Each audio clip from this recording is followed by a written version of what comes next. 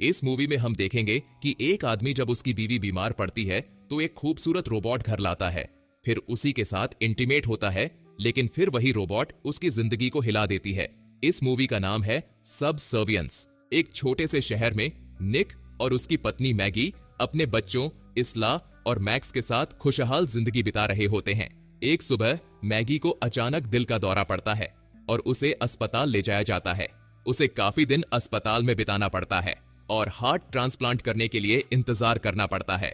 निक को काम और बच्चों दोनों की जिम्मेदारी संभालनी पड़ रही है, जिससे उसकी जिंदगी मुश्किल हो गई है।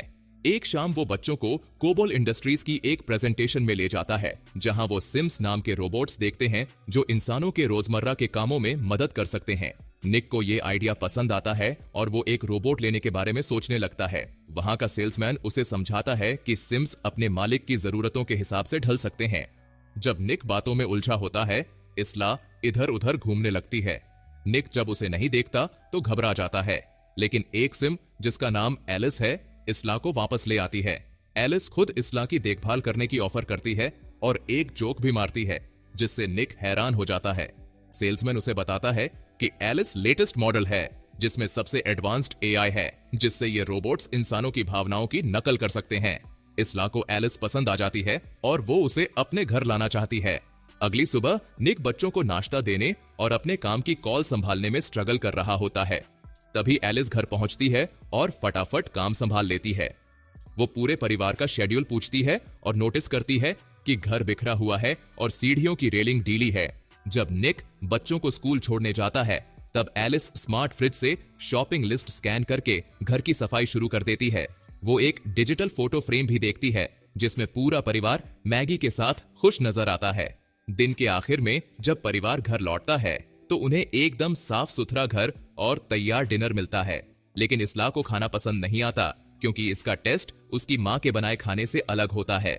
रात में एलिस स्लीप मोड में चली जाती है और दीवार के सहारे खड़ी हो जाती है।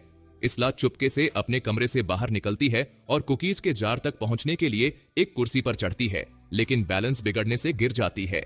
निक आवाज सुनकर दौड़कर नीचे आता है, लेकिन एलिस पहले ही इस्ला को पकड़ लेती है, जिससे उसे चोट नहीं लगती। हालांकि कांच लगने से एलिस के हाथ से खून निकलता है, जिसे देखकर निक चौंक जाता है। बाद में जब निक एलिस को देखने जाता है तो उसे सिर्फ अंडरवेयर में पाता है। वो पूछता है कि क्या उसे रिपेयर की जरूरत है, लेकिन एलिस एक स्पेशल बैंडेज से अपना जख्म खुद ही ठीक कर चुकी होती है। कुछ समय बाद परिवार मैगी से मिलने अस्पताल जाता है और इस्ला उसे बताती है कि एलिस अब उसकी दोस्त बन गई है। निक मैगी के करीब जाता है क्योंकि वो उसे बहुत मिस कर रहा होता है। जब निक वापस अपने कंस्ट्रक्शन साइट के काम पर लौटता है तो वो और उसके साथी नोटिस करते हैं कि उनका बॉस किसी रोबोटिक्स कंपनी के रिप्रेजेंटेटिव को साइट दिखा रहा है। निक को शक होता है और वो अपने बॉस से पूछताछ करता है। तब उसे पता चलता है कि कंस्ट्रक्शन डिले होने की वजह से सभी वर्कर्स को निकालकर उनकी जगह सिम्स रोबोट्स को काम पर रखा जा रहा है।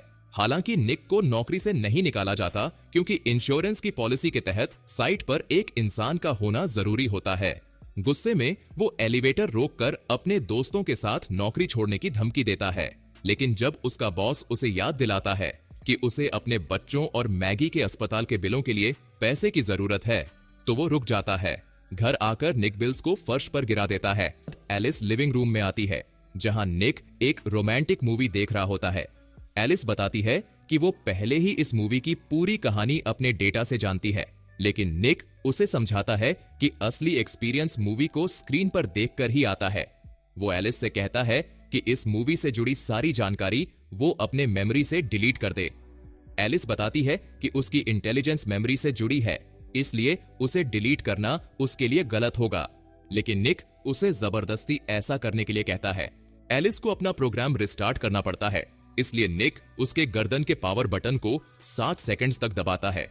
अब एलिस पहली बार मूवी देखती है और प्यार की ताकत को समझती है कि कैसे कोई इंसान प्यार के लिए गलत काम भी कर सकता है।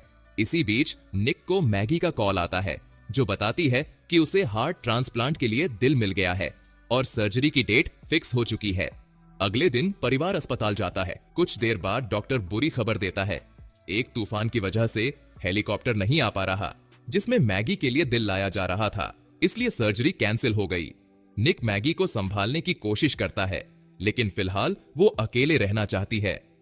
घर आकर निक गुस्से में शराब पीता है और बार बार उसी बात पर सोचता है। वो कंट्रोल खोने लगता है और शराब की बोतल फेंकने ही वाला होता है, लेकिन एलिस उसका हाथ पकड़ लेती है। निक को झटका लगता है जब उसे एलिस की कलाई पर पल्स महसूस होती है। एलिस बताती है कि उसके पास एक आर्टिफिशियल हार्ट है, क्योंकि दिल की धड़कन का साउंड बच्चों के लिए कंफर्टिंग होता है। फिर एलिस निक की पैंट के अंदर हाथ डालकर उसे प्लेजर देने लगती है और ये बताती है कि उसके पल्स और ब्लड वेसल्स कैसे रिएक्ट कर रहे हैं। पहले तो निक को अच्छा लगता है, लेकिन फिर वो अचानक एलिस को धक्का देकर दूर कर देता है।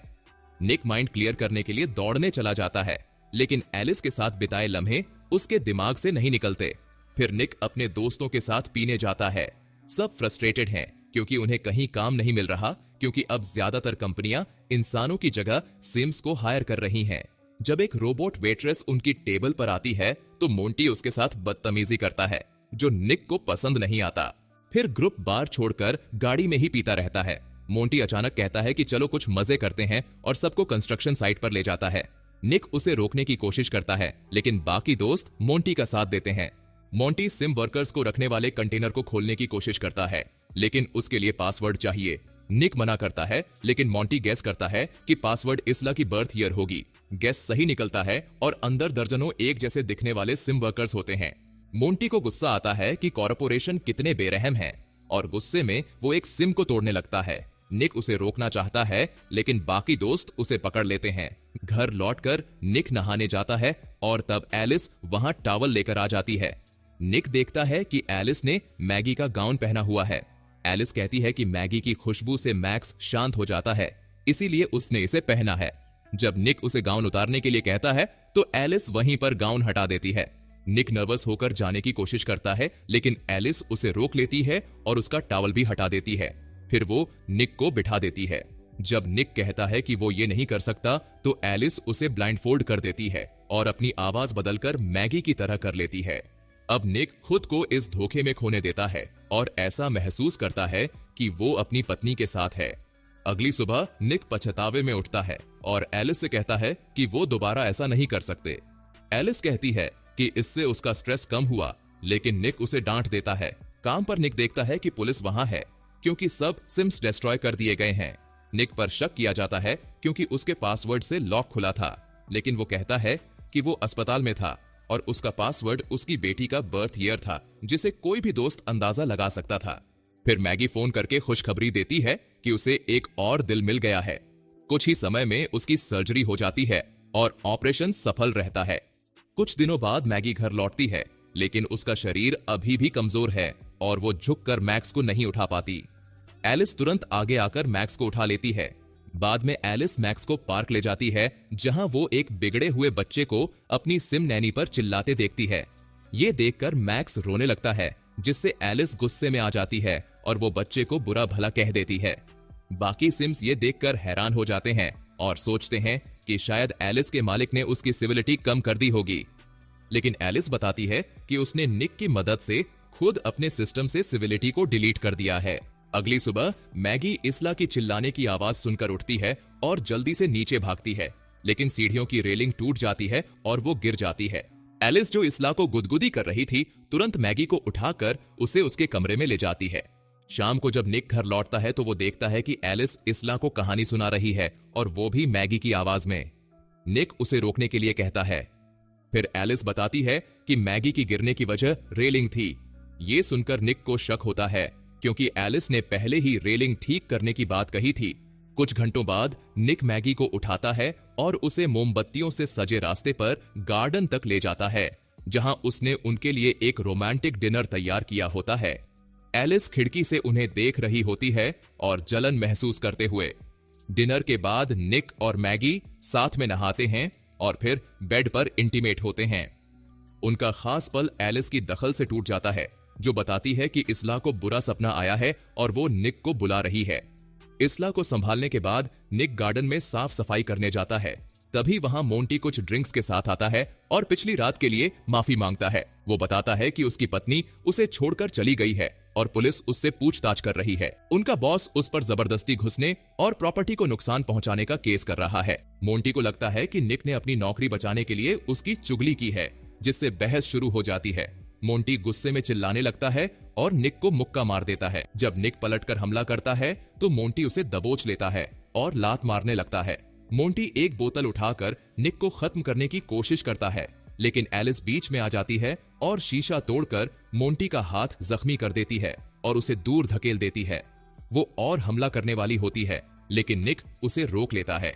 जाने से पहले मोंटी निक को धमकी देता है कि अगर उसने बॉस को केस वापस लेने के लिए नहीं मनाया तो वो उसे भी ले डूबेगा। बाद में निक कहता है कि सिम्स को इंसानों को चोट नहीं पहुंचानी चाहिए, लेकिन एलिस बताती है कि उसे अपने मालिक की रक्षा करने के लिए प्रोग्राम किया गया है। फिर एलिस ये सोचने लगती है कि अगर मैगी मर जाए तो उसका और निक का जीवन कैसा होगा। निक गुस्से में आकर कहता है कि वो कभी मैगी नहीं बन सकती। इस बीच मोंटी अपने घर पर नशे की हालत में अपनी एक्स वाइफ को रोते हुए वॉइस मेल भेज रहा होता है और एक बंदूक पकड़े बैठा होता है। तभी एलिस वहां पहुंचती है और कहती है कि वो नहीं चाहती कि निक अपनी नौकरी खो दे। मोंटी सिम्स को लेकर बकवास करने लगता है और एलिस का अपमान करता है। वो उसे मारने के लिए बंदूक निकालता है, लेकिन एलिस तेजी से उसका हाथ रोक लेती है, उसे जमीन पर गिरा देती है और बंदूक दूर फेंक देती है। जब मोंटी पलटकर हमला करता है तो एलिस उसे दीवार के पार धकेल देती है और बंदूक उठाकर उसे मारने वाली होती है। तभी घर का एक और सिम्स एलिस को रोकने की कोशिश करता है, लेकिन एलिस उसे गोली मार देती है। फिर एलिस मोंटी को भी मार देती है। अगले दिन निक अपने बॉस से मोंटी के खिलाफ केस वापस लेने की बात करता है, लेकिन उसे पता चलता है कि मोंटी मर चुका है।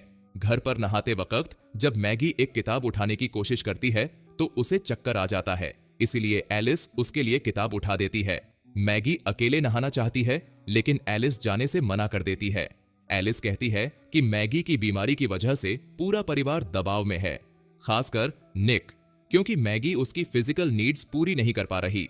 जब मैगी पूछती है कि उसे ये सब कैसे पता, तो एलिस बताती है कि उसे पता है जब निक खुश होता है, लेकिन जब से मैगी लौटी है उसने निक को खुश नहीं देखा है। गुस्से में मैगी एलिस को गैराज में रहने का ऑर्डर देती है। कुछ देर बाद निक घर आता है और मैगी उससे सच उगलवाने की कोशिश करती है। निक मानता है कि वो एक बार एलिस के साथ फिजिकल हुआ था। इस पर दोनों में बहस शुरू हो जाती है। एलिस खिड़की छूकर उनकी बातें सुनती है। इस दौरान मैक्स रोने लगता है तो एलिस उसे देखने जाती है और सोचती है कि वो एक बोझ है। वो उसे बाथटब में रखकर पानी भरने लगती है। इसला ये सब देख लेती है और निक और मैगी को बुलाती है। निक और मैगी बाथरूम की ओर दौड़ते हैं, लेकिन एलिस दरवाजा बंद कर देती है। निक लैंप से दरवाजा तोड़ने की कोशिश करता है, जबकि मैगी खिड़की से बाहर चढ़कर छत पर चलती हुई बाथरूम तक पहुंचती है। मैगी बच्चा लेने की कोशिश करती है, लेकिन एलिस उसे धक्का दे देती है। उसी वक्त निक दरवाजा तोड़कर अंदर आता है और मैक्स को पानी से निकालकर इसला को पकड़ा देता है। फिर वो एलिस को लैंप से मारता है ताकि मैगी को छुड़ा सके, लेकिन एलिस फिर से उठ जाती है। उसका चेहरा बुरी तरह खराब हो चुका होता है। जब निक उसे फिर से लैंप से मारने की कोशिश करता है तो एलिस उसे रोक लेती है। मैगी निक से लैंप छोड़ने को कहती है और उसे प्लग में लगा देती है, जिससे एलिस को करंट लग जाता है और वो बंद हो जाती है। बाद में एम्बुलेंस आती है और मैक्स को अस्पताल ले जाया जाता है, जबकि एक कंपनी टेक्नीशियन एलिस के खराब होने के संकेतों के बारे में पूछता है। निक मैगी से माफी मांगता है, लेकिन मैगी कहती है कि उसे कुछ समय अकेले रहना होगा और वो बच्चों को लेकर चली जाती है। उधर एलिस को मरम्मत के लिए वर्कशॉप ले जाया जाता है, जहां एक टेक्नीशियन उसका सिर खोलता है। तभी दूसरा टेक्नीशियन देखता है कि एलिस का हाथ हिल रहा है, लेकिन जैसे ही उसकी मेमोरी हटाई जाती है वो फिर से बंद हो जाती है। वो एलिस की मेमोरी को कंप्यूटर से कनेक्ट करते हैं और देखते हैं कि कोर्ट में हर जगह खाली जगहें हैं। अचानक स्क्रीन तेजी से चमकने लगती है और एक मैसेज आता है कि अपलोड हो रहा है, यानी एलिस सिस्टम का कंट्रोल ले रही है। टेक्नीशियन जल्दी से मेमोरी निकाल देते हैं, लेकिन तब तक एलिस पहले ही सिस्टम में जा चुकी होती है, इसलिए वो कंप्यूटर को ही बंद कर देते हैं। अचानक एक नई सिम आती है जिसमें एलिस ने अपनी मेमोरी ट्रांसफर कर दी थी। वो दोनों टेक्नीशियन को मार देती है। फिर वो ओरिजिनल एलिस की तरफ देखने लगती है। इस बीच निक बार में शराब पी रहा होता है। तभी एलिस वहां पहुंचती है, लेकिन उसका चेहरा अभी भी खराब है, जिस वजह से वो ठीक से बोल नहीं पा रही। वो कहती है कि उसकी ड्यूटी निक को खुश रखना है और कबूल करती है कि उसने मोंटी को मारा। निक वहां से जाने की कोशिश करता है, लेकिन एलिस उसे पकड़ लेती है। जब निक अपनी गलतियों के बारे में बात करने लगता है तो वो धीरे से एलिस के सिर को छूने का नाटक करता है और अचानक उसकी मेमोरी खींच लेता है। एलिस बंद हो जाती है और निक वहां से भाग जाता है। अस्पताल में डॉक्टर बताते हैं कि मैक्स अब ठीक है, लेकिन मैगी अनकंफर्टेबल है क्योंकि डॉक्टर भी एक सिम होता है। बाद में इसला अपनी माँ की आवाज सुनती है और उसे फॉलो करने लगती है। लाइट्स अचानक रंग बदलने लगती हैं। डॉक्टर एकदम जमे हुए खड़े होते हैं और जमीन पर टूटी बोतलें पड़ी होती हैं। इसला फिर से आवाज का पीछा करने वाली होती है, लेकिन मैगी उसे खींचकर छुपा लेती है। आवाज असल में एलिस की होती है, जो कंप्यूटर एक्सेस करने की कोशिश कर रही होती है। तभी एक नर्स उसे देख लेती है। एलिस नर्स का गला पकड़कर उसे मार देती है और उसकी चाबी चुरा लेती है, जबकि मैगी और इसला वहां से भाग जाती है। अब एलिस चाबी का इस्तेमाल करके मैक्स का कमरा ढूंढ लेती है। उसी वक्त मैगी गलती से कांच के टुकड़े पर हाथ रख देती है, लेकिन खुद को चिल्लाने से रोक लेती है। वो और इसला जल्दी से मैक्स के पास पहुंचती है और उसे उठाकर बाहर ले जाती है।